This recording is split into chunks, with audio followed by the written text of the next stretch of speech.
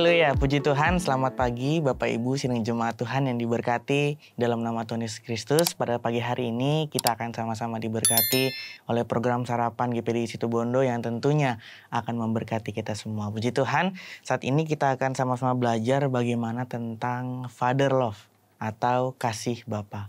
Dan saudara, pada saat ini banyak sekali kita melihat orang-orang di luar sana yang mengalami krisis, terutama krisis dalam hal kasih. Yang bagaimana banyak anak yang dibesarkan tanpa kasih dan perhatian yang cukup, terutama dari seorang ayah, sesosok figur ayah. Dan tentu orang tua mungkin saja bisa menyediakan sebuah kebutuhan yang anak itu perlukan. Tetapi yang sesungguhnya yang dibutuhkan oleh seorang anak itu adalah sebuah perhatian, sebuah kasih yang tentunya dapat membuat anak itu bisa bertumbuh dengan baik. Dan terutama Bapak Ibu, pada anak-anak yang lahir dari keluarga yang mungkin ada yang dari berantakan, broken home, ya, mengalami korban perceraian, pelecehan, dan lain sebagainya. Tentu anak-anak tersebut dapat bertumbuh, tetapi bertumbuh dalam keadaan yang tanpa kasih dan perhatian yang cukup.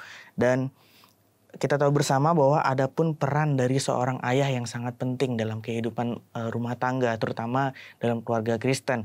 Yang pertama adalah seorang peran ayah itu sebagai imam, ya, yang memimpin di dalam keluarga di hadapan Allah, dan juga sebagai seorang nabi yang juga menjadi pemimpin atau penentu arah, dan juga dikatakan dalam firman Tuhan sebagai raja yang memimpin keluarga itu untuk berada dalam otoritasnya Allah. Dan juga Bapak Ibu, kita tahu bersama, belajar bersama bahwa bagaimana tanda seseorang tidak mengalami kasih Tuhan, kasih Bapa atau kasih ayah. Seseorang ketika tidak mengalami kasih ayah dalam kasih Bapa adalah akan menjadi seorang yang mungkin memberontak, ya, frustasi, merasa dirinya tertolak, yang mudah tawar hati, mudah putus asa, tidak percaya diri, yang menjadi seseorang yang sulit untuk mengasihi orang lain, menjadi seseorang yang pesimis, atau menjadi seseorang yang sulit bergaul dan lain sebagainya. Tapi jika seseorang mampu mengalami dan memiliki kasih Bapa tersebut, maka seseorang itu akan sebaliknya. Orang tersebut akan menjadi orang yang baik, tidak akan merasa tertolak, tidak akan mudah frustasi, mudah mengasihi orang lain, dan tidak akan menjadi orang yang percaya diri, dan lain sebagainya. Dan bagaimana dalam kehidupan kita sebagai anak-anak Tuhan, kita dapat mengalami kasih Bapa itu dalam kehidupan kita? Yaitu dengan bagaimana kita menyadari bahwa Tuhan itu adalah Tuhan yang penuh dengan kasih. Dan kasihnya itu jauh lebih besar. Dan dapat dikatakan kasih Tuhan itu adalah kasih yang sempurna. Ya Bapak Ibu. Dan apalagi bagaimana kita caranya? Yaitu mengizinkan Roh Kudus untuk bekerja di dalam hati kita. Ya, sehingga kasih Bapa itu dapat mengalir, memenuhi bejana kita yang kosong. Dan tentu kita akan dapat mengalami kasih Bapa tersebut. Dan yang terakhir adalah bagaimana kita dapat mengalami kasih Bapa, yaitu hidup terus dalam pengenalan akan Bapa. Ya, dengan cara doa, perenungan firman Tuhan yang kita lakukan setiap hari, setiap saat. Ya, Ibu. Nah, pada saat ini kita akan sedikit belajar dalam kisah dalam firman Tuhan yang terdapat dalam Lukas pasal 15. Ayat yang ke-11 sampai ayat yang ke-32. Kalau kita lihat dalam Lukas pasal 15 ini, ada 3 perumpamaan yang Tuhan Yesus gambarkan, yaitu perumpamaan tentang domba yang hilang, tentang dirham yang hilang, dan tentang anak yang hilang. Dan kita akan sedikit belajar dari tentang bagaimana perumpamaan tentang anak yang hilang dari ayat yang ke-11 sampai ayat yang ke-32. Kita tidak akan membacakan keseluruhan ayat ini, tetapi kita akan belajar, dan saya akan menginginkan kita semua membawa pandangan kita, arah kita kepada 2 pandangan ini. Ya, kita akan melihat 2 sisi. Yang pertama, kita akan melihat dari sisi anak bungsu. Bapak Ibu, bagaimana kita tahu bersama bahwa sikap seorang anak bungsu ini yang meminta harta warisan kepada ayahnya yang masih hidup. Ya Bapak Ibu, dia minta harta warisan sama ayahnya, tapi ayah ini masih hidup.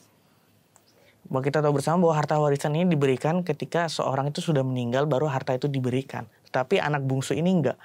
Dia udah minta duluan hartanya, apa yang menjadi bagiannya. Ya Bapak Ibu, dan demi untuk berfoya-foya. Ya, ingin bebas, tidak mau diatur. Ya, mencari kesenangannya sendiri. Itu yang dilakukan oleh anak bungsu. Dan apa Ibu, ketika dia udah pergi, dia udah dapetin hartanya semua, dia udah pergi dan dia menghabiskan harta itu, dia berfoya-foya. Ya, apa yang dia lakukan? Dia berfoya-foya, lalu hidupnya melarat. Terjadi bencana, kelaparan yang hebat, melarat, miskin. Bahkan dia dalam kisah selanjutnya dia bekerja menjadi penjaga babi, Bapak Ibu. Ya. Dan dia lapar, dia ingin makan. Dan dia pun ingin makan, dia inginkan makanan babi tersebut, tapi tuannya nggak mengizinkan, tidak memberikannya. Ini yang anak bungsu ini alami. Lalu dia merenung dan dia sadar. Di ayat yang ke-17 kalau kita lihat, banyak orang, ya, banyak karyawan, banyak orang-orang upahan bapakku yang ada di rumah yang bekerja sama bapakku. Mereka kelimpahan makanan, tapi aku sendiri anaknya itu menderita kelaparan, mati kelaparan, firman Tuhan katakan. Dan dia merenung, lalu di ayat yang ke-18, dan ayat selanjutnya dia mengambil keputusan untuk bangkit dan pergi kepada bapaknya. Ya, dia sadar, Bapak Ibu. Dan ketika dia udah sampai kepada bapaknya, dia mengaku dosanya.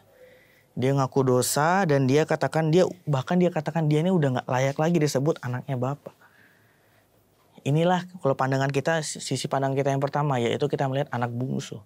Yang kedua, kita arahkan pandangan kita kepada seorang bapak.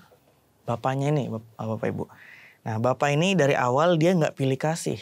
Ketika anaknya tuh minta, dia berikan. Kenapa? Karena bapaknya ini sangat mengasihi anaknya. Ini sebuah gambaran yang kita dapat, seorang bapak yang sangat mengasihi anak-anaknya. Dan ketika anaknya itu pergi, ketika dia mendapatkan harta, anak itu pergi, bapaknya ini pasti ya, seorang bapak ketika kehilangan anaknya, dia pasti akan mencari-cari anaknya di sekitar-sekitar anaknya itu, sekitar rumahnya, sekitar tempat tinggalnya. Dia pasti mencari-cari, dia pasti menunggu, bahkan dia pasti punya keinginan untuk berharap anaknya ini bisa kembali.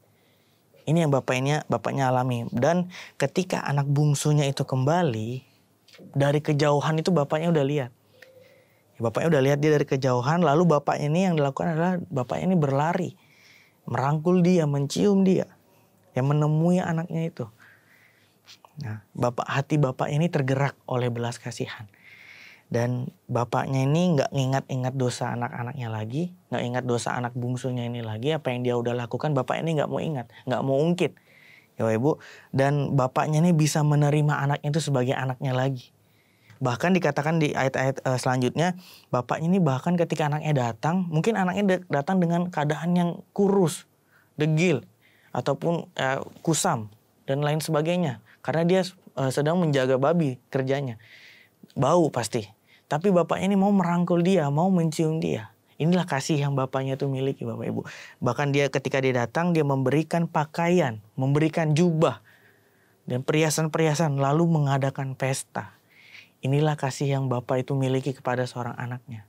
Ya, seorang bapak yang sangat begitu mengasihi anaknya. Inilah kasih yang terbaik yang bapaknya ini miliki kepada anak-anaknya. Begitu juga dengan Tuhan kita, Bapa kita yang ada di surga. Yang sangat begitu mengasihi kita, memberikan kasihnya yang sempurna. Merelakan anaknya untuk mati menebus dosa-dosa kita. Inilah sebuah kasih yang dapat kita pelajari dari seorang bapa yang memiliki kasih yang sangat sempurna. Tuhan Yesus memberkati kita semua.